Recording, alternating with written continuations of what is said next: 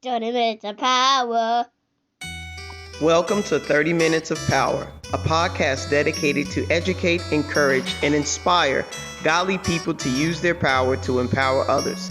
Join your hosts, Jory O'Neill and Nicole Salter, as they share powerful insights on how you can use your God-given talents and gifts to make a positive impact in the world.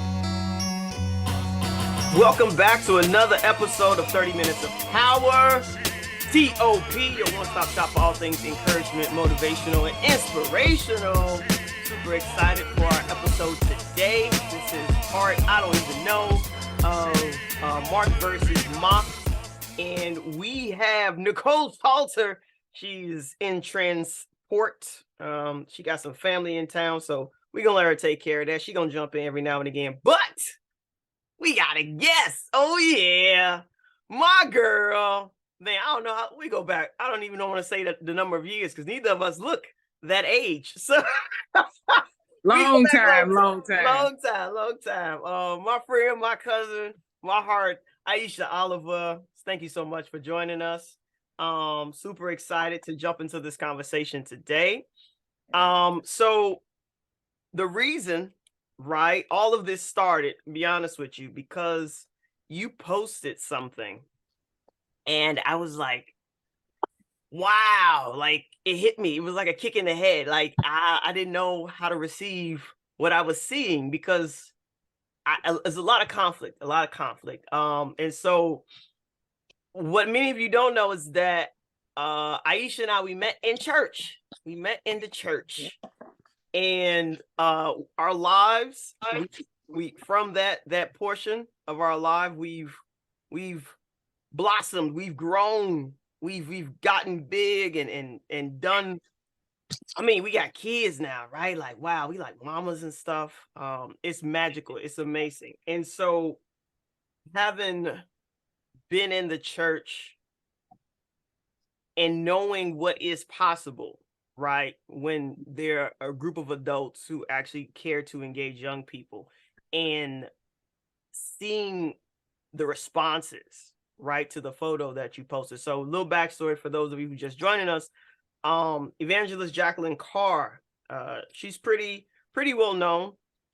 If you are of church going or gospel music listening, right, you probably would have heard her name. If nothing else, you would have heard her voice sampled on a couple different tracks with some artists. But she is taking up being an equestrian. And if you are not familiar with that, that just means horseback riding. All right, that's a big word for horseback riding. And so when you ride a horse, the last thing you need is for there to be loose clothing, kind of falling all over the place, because it's super easy for it to get caught on something and you fall off the horse. So picture was posted of her photo shoot, I'm assuming, at a ranch. She's with a horse and she's dressed like an equestrian. And the backlash of comments from not folks outside of the church, but folks in the church. The backlash of the comments from people in the church. It was a little overwhelming and very much discouraging. And so you posted, Aisha, you posted something there. You mind to share what you posted? Because when I heard it, I was like, wow, like that's, I don't know how to take that. Like, it's not wrong, but I don't like that it's right. Like, so you remember what you posted, friend? I do. I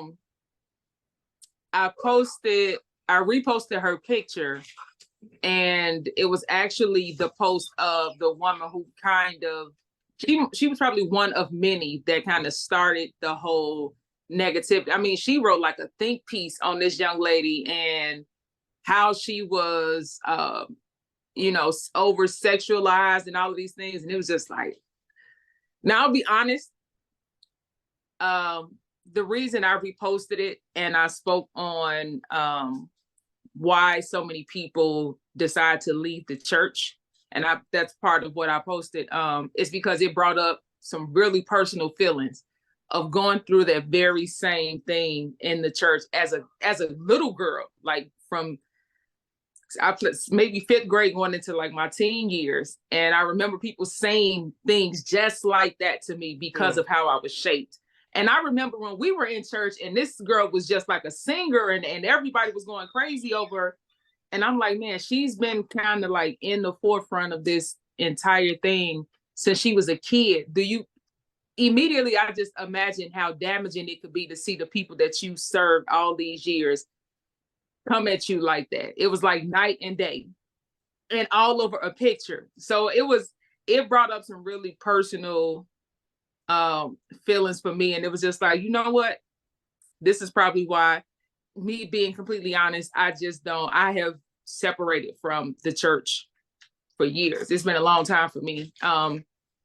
I don't hold any gripes, but I will never be in that space again, personally. And I felt bad for her. I felt bad for her because can you imagine having to go out in front of people like that all the time and knowing in the back of your mind, man, y'all was just dogging me yesterday. You know what I'm saying? Y'all was trying to slay me yesterday. And I still have to get in front of you and pretend that this is not hurting me or this, what you said. And for it to come from, again, being very transparent and completely honest, to come from Black women, because that was who was doing it. It was Black women that was even more harmful. So, I just spoke on it and said, you know what, this is part of the reason many people have decided to leave the church and separate from the church. And a lot of it is. And so I'm a human. I've always been like curious. Like I'm always curious. Like I wonder. And so I actually did a little research and I looked up the Pew Center, the Pew Research Center. So there's an organization that actually does trends and looks at the number of humans who are in the church or out of the church, what the numbers are looking like in terms of church participation. And they have like varying degrees, like, are you engaged? Are you a participant? Like, are you an active member? Like they have segments like, all right, if you're just on the roster, like, nah, that's not engaged. Right. And so I looked at it and the number that I saw that had declined the most since 2007 was young people. And the scary part was when it said, okay, well, maybe they left the church and maybe they turned Muslim or like 5% something. And it was like, nah, like there is a God, maybe, I'm not sure. Here we are, right? So it was like agnostic, atheist. And that climb had jumped 22% since 2007. So I mean, even just what you just shared right now, like it made sense. It makes a lot of sense. If you're experiencing that type of negativity and you didn't do it, you just are. Right? Like you hitting puberty, your body's doing all sorts of things and no fault of your own. And these are words. And so last week, Nicole, she was like, the first thing she thought of was, she's back. Yes, Nicole. Do you want to share what you said last week? I'm still tickled. You have no idea what you shared last week, do you? Yeah, it's cool. I rewatch everything because I have to edit it. So what you had shared was you said the first thing you thought of when you saw the picture was, Lord, I'm good. Lord, I'm faithful. How come you ain't blessed me with all that? I did. I mean, I did have a little hateration in me because I was like, wait, time out. You said we all equal. That ain't equal. And so the perspective that a lot of humans who may be commenting, even to yourself, right? As a younger person, like maybe it's coming from a place of absolute envy. Just I hate you because I ain't you. You know what I'm saying? Like that type of vibe. And so I wanted you to come on here because as a human who is all about youth advocacy, as a woman who like you go hard for the kids, like hard for like, I mean, like I be wanting to tear up like, dag dog, like, like man, like, no, Aisha, no. But it's good, right? And now hearing a little bit more about your background, like you're doing for them and you're trying to be that place. You're trying to hold space because certain institutions aren't doing that for them anymore, right? Like, as a human that's been in education like 18 years, like, I know on the inside of the school walls, like, that same stuff happens. Girls come dressed how they dressed, and people, they say things, and it could be coming from a place of like, well, I don't want boys looking at you in a certain way. I don't want them to treat you in a certain light. But how it's received may not be from that perspective. How it's perceived is like, oh, like, you don't like me, you're displeased with me, like, I'm not good enough. You know what I mean? Like, those types of things can start eating away at a young person's mind, and now you're carrying that into adulthood, right? So we're talking about, I don't want to go to school. I mean, I don't want to go to church. Also, people don't want to go to school because of the way that they are treated, right, as young people. And so I'm a curious human, and I'm super fascinated. Like, I want to know, like, did you experience that same type of treatment in school that you did in church? I did. I started to receive that type of treatment really young. I remember as far back as like maybe 9 to 10 years old, because I literally, when I wrote my book, one of the chapters in my book is literally talking about my experience as a third grader with a teacher who would kind of like, it's like she robbed me of my self-esteem as a kid because of the things that she would say to me, and not just the things, but like the actions. I remember rumors, because I went to a school that was kindergarten to 12th grade. And I remember there being rumors about me being physical with high school boys when I was in like 5th and 6th grade. And I remember a teacher calling my mother and saying, it's time to take her out. They are going to damage her. A teacher called my mother and told her to remove me from the school because of the rumors that teachers were spreading. She walked into the teacher's lounge and overheard other teachers talking about me, and she left the lounge and called my mother and told her to pull me out. And that literally, like, I didn't even know it. I was trying to figure out why we was being taken out of school. And when we got to the other school to test to try to get in, I overheard my mother telling the then counselor why I had been taken from what was considered to be one of the best schools on the West Side. And nobody could understand why she would take us out of there and put us into a much smaller school. But it was because a Black woman overheard other teachers talking about me, and she called her and said, they're going to kill that baby's self-esteem. Take her out of here. And that's why I got taken out of school. I was 10 years old. Literally, I was in 5th grade. I remember it so vividly. And like, there's a whole chapter about it, because I always felt like part of my reason for loving on these kids so much is because of my own traumas as a kid. And so I always tell other adults that the calling on my life is to be for other children what I needed when I was a kid. So that safe space that I needed, not just with my parents, because I came from a loving home, but I'm the oldest child, grandchild, and great-grandchild. So I've always been in a position where I really couldn't be as vulnerable as the other, my siblings and my cousins could be, because they had me. So to know that that's how teachers looked at me simply because I was developing, and just being completely honest, I didn't recognize my body until they started to talk about it. Like, that wasn't a focus for me. I'm still a kid mentally, but when you are constantly driving on how I look physically, so now I'm paying attention to it. So now I don't like when my clothes fit me a certain way. So now I'm trying to wear bigger stuff. You know what I mean? Because now I'm uncomfortable. So that was a traumatic part of my life. And I do believe that it is a really, it's part of the reason why I try to be as close to our girls as I can, just to let them know, like, you don't have to accept certain things.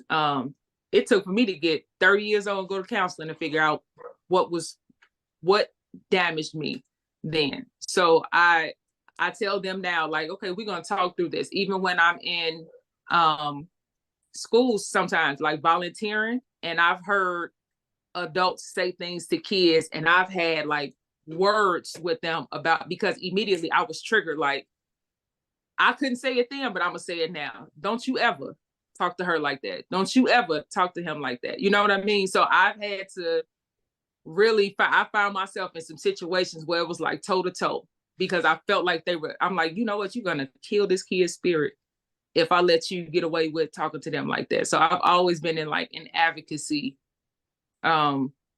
position in my life. And a lot of it is, you know, when you notice the traumas that you've been through, use those things to try to help someone else. And for me, it just happened to be is kids. I love kids. I feel like all children should be protected.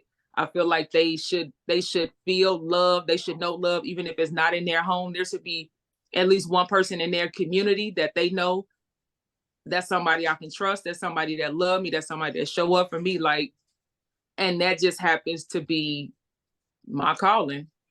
I love children. I love young people, and I love being a safe space for them. So, yeah, girl, they tried to damage me, but it backfired on them in the long run. Amen to that. So I mean, I wanted to segue into like 7 different places, because we was going a couple places. So let's start at the beginning. You are a published author. So tell us about this book. You alluded to it. Like, he's like, oh yeah, my chapter. I was like, oh yes, that's right. Yeah.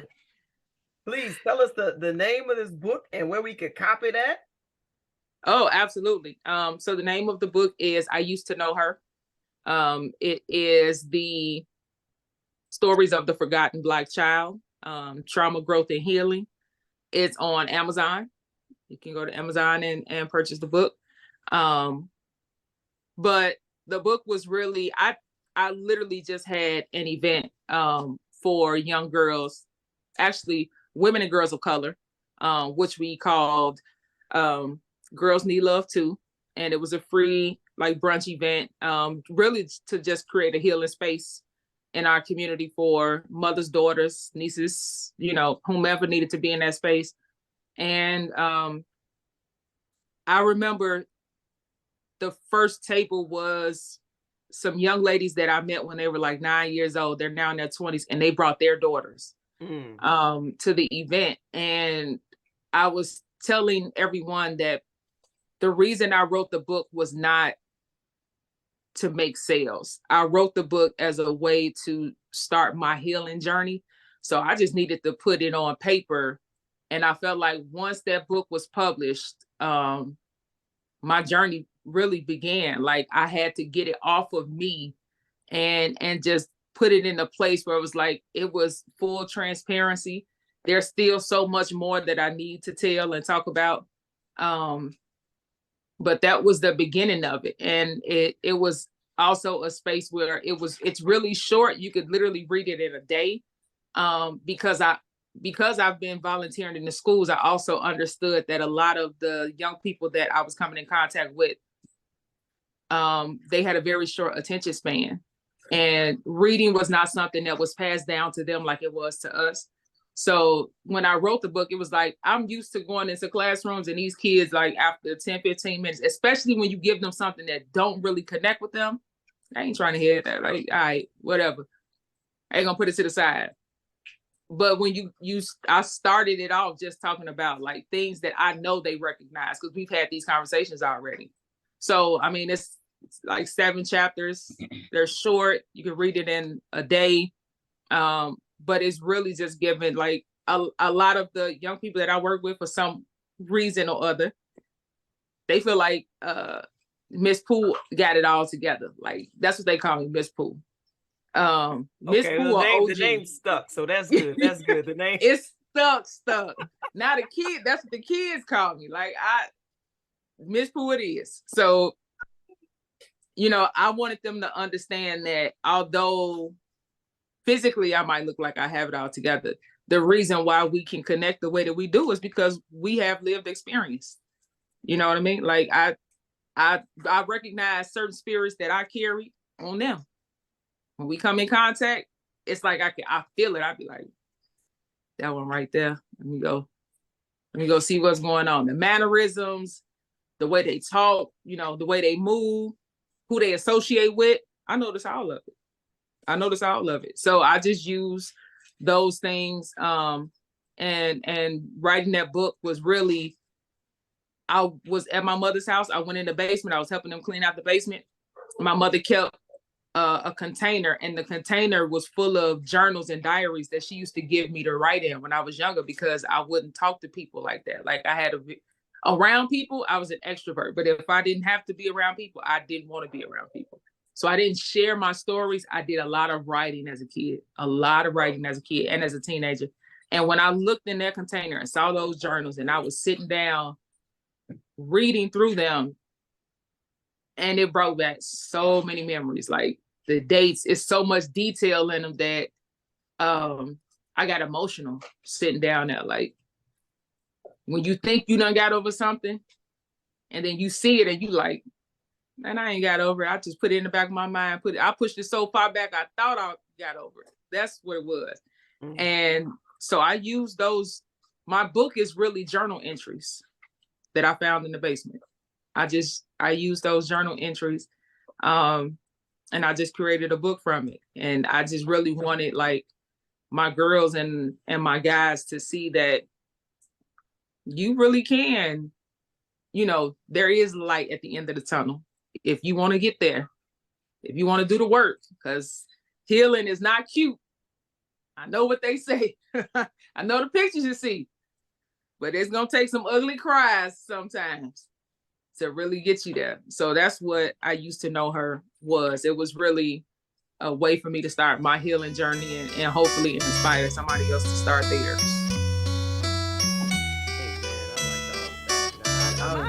I've known you for a very long time, and a lot of this information is new to me. You know what I'm saying? Like, I didn't know. So, I'm excited. I'm excited about what's on the horizon. Thank you for tuning in to 30 Minutes of Power. We hope you found today's episode informative and inspiring. To stay connected with us and continue the conversation, follow us on Instagram at 30 Minutes of Power or email us at azironsharpensiron@gmail.com. Don't forget to visit our website at azisi.org to learn more about our mission and how you can get involved. Remember, your power can make a difference in the world. Let's be folks out there using our power to empower others. 30 minutes of power.